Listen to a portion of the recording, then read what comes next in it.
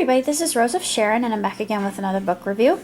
This is written by Stephen Mohauso. I can't really read his scribe. It's a little bit illegible, but it's basically how the production of Cats was born, A Cat's Diary. And this was what converted me into Broadway trash, basically. Mom decided to surprise me with my own cat by taking me to see Cats. Believe it or not, I'd always wanted a kitten of my own, and I kind of deduced that she was up to something, but I didn't know if my hunch was correct, and it was. This was my first musical, and this is actually published at first in 2001, so it's not really that old, but it speaks about how Cats came to be. And if you're like me and you're a fan of the musical itself, you know that it comes from T.S. Eliot's Book of Practical Cats, which is a very slim novel, and Andrew Lloyd Webber had an epiphany, or this grand idea, to make a musical based off of that. And of course it comes from Lewis Carroll as well. A lot of people don't know that. I thought, oh, that's new and interesting information. But what's intriguing about Cats itself is there really is no said plot to the musical. And Stephen actually pokes fun at that in this diary. I thought, yeah, that's true. You've got all these cats with strange names, and the whole crux of the musical itself is about Grisabella and how she's chosen to ascend to heaven's side, basically. I mean, I always knew that. I always felt like she's the outcast, basically. She is looked down upon by all the other cats, and they don't want to have anything to do with her. And when you learn about her past, I always loved Grisabella. I always thought that she was a very tragic character. And of course, Memory, one of my favorite songs, is absolutely beautiful. And to this day, that song actually makes me cry. I don't know if I could ever, it's like Papa Can You Hear Me, and I know I sang it one time and I couldn't get through it because I was crying too much, because I knew my dad was dying at the time. So it was very difficult.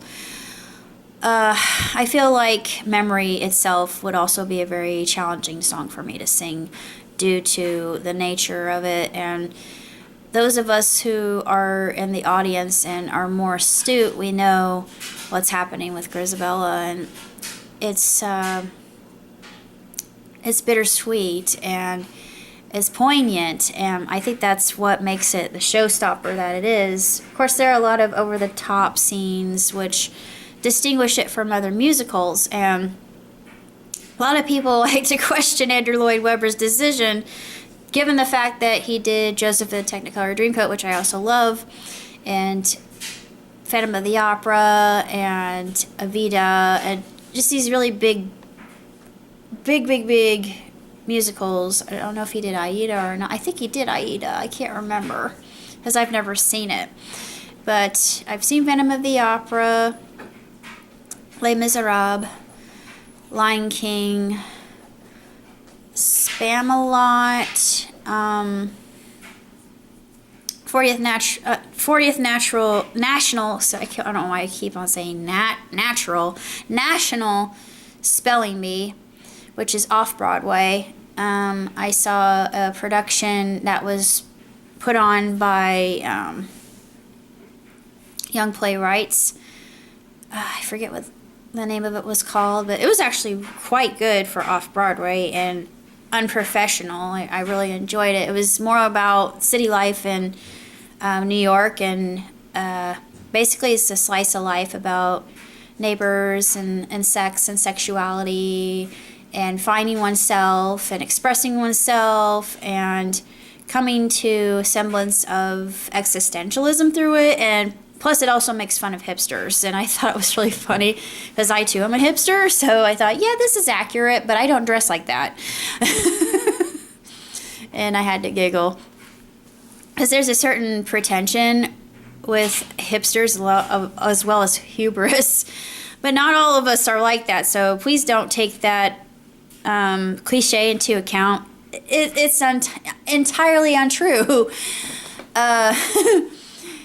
Let's see, the only other musicals that I've witnessed that, well, Wicked, I forgot about Wicked. Who could forget Wicked? I've seen Wicked twice. I've seen Phantom of the Opera twice. Cats I've seen twice. Oklahoma I saw one time. And, oh, I almost forgot I saw Mary Poppins on stage at Beef and Boards, and it was phenomenal. Last music I saw was Spamalot. I can't count YouTube musicals like Be More Chill and Hamilton and 21 Jump Street just because, well, Heathers too. I saw that through YouTube. Thank goodness for the animators who did it, or I would never have seen it. And I love them all. But I'm looking forward to seeing Spamalot once more because I'm a big fan and I'm excited. But Cats will always remain near and dear to my heart just because Mother introduced me to musical theater this way, and it's like the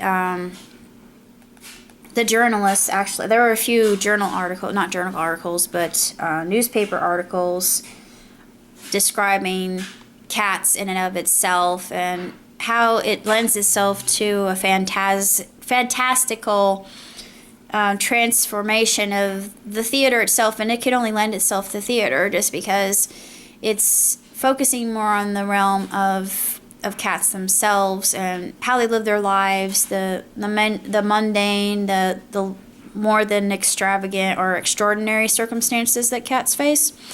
And it's sort of like, what's funny is it's sort of like a Secret Life of Pets, but not animated, and I'm thinking that Secret Life of Pets kind of borrowed a little bit from Cats, and I'd be surprised if they didn't make a reference to it in Secret Life of Pets too. If they don't, then they lost their opportunity. But Stephen, he describes his day-to-day before opening night, and of course, being in theater myself, I understand how much tension it it creates. I wasn't really on stage, quote unquote, that much, to be completely honest. So I don't know if I can call myself a thespian per se, but I'm going to lend myself that title, even though I really haven't been on stage that much, if at all. But I did enjoy it, even though it terrified me.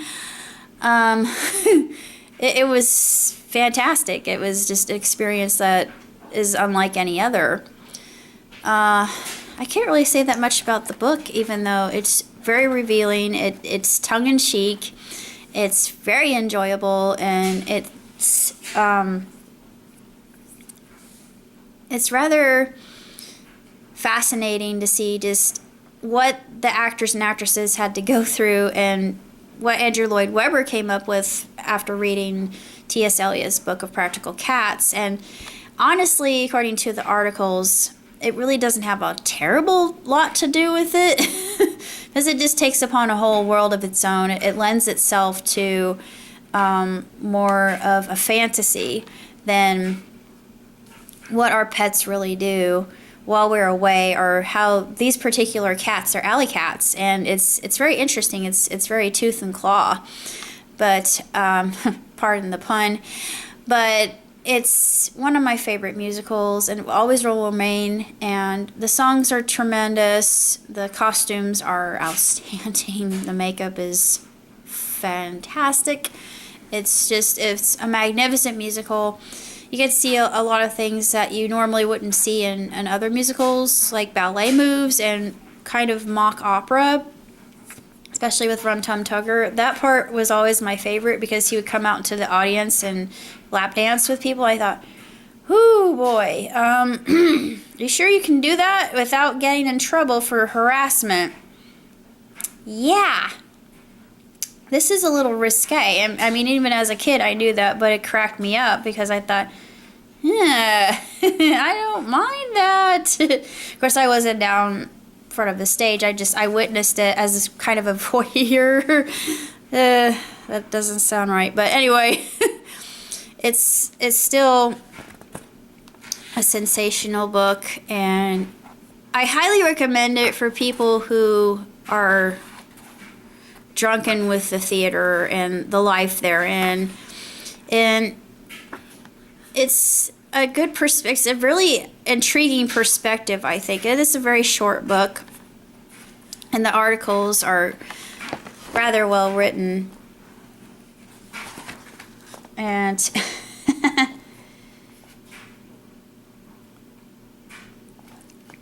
this last article is rather humorous in and of itself. I have to laugh at it.